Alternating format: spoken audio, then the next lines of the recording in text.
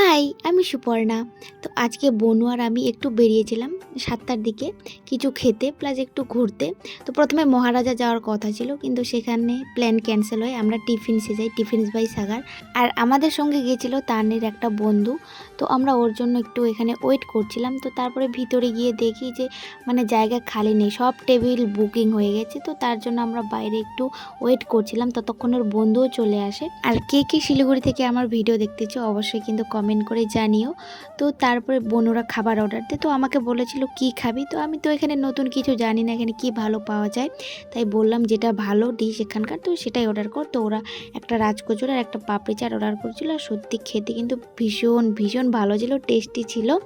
আমি লিটারালি এটার প্রেমে পড়ে গেছি। তো এই যে দেখো ওর বন্ধু কত সুন্দরভাবে খাবারটা নিয়ে এলো।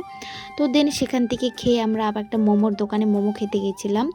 এখানে ওর 3 প্লেট মোমো অর্ডার করেছিল, একটা থাইপো, এটা বড় যেটা আছে ওটা থাইপো, আর মোমো তো দেখতেই পাচ্ছ একটা, আর একটা ফ্রাই মোমো অর্ডার করেছিল। তো প্রথমে যেহেতু আমি খেয়েছি সেখানে রাজকচুরি আর পাপড়ি চাট, তো পেট অর্ধেক ভরেই গেছিলো, অর্ধেক কি প্রায় ভরেই গেছিলো।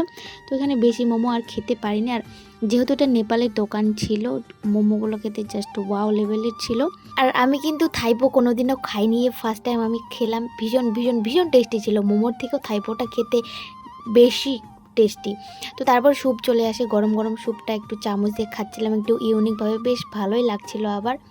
তো এরকম সুন্দর সুন্দর ভিডিও পেতে হলে আমার চ্যানেলটাকে অবশ্যই সাবস্ক্রাইব করো। আর আমার ভিডিও তোমাদের কেমন লাগে অবশ্যই কমেন্টে জানিও। তো আজকের ভিডিও পর্যন্ত দেখা হচ্ছে নেক্সট কেন ভিডিওতে। ততক্ষণ অবধি তোমরা সবাই ভালো থেকো, সুস্থ থেকো, বাই।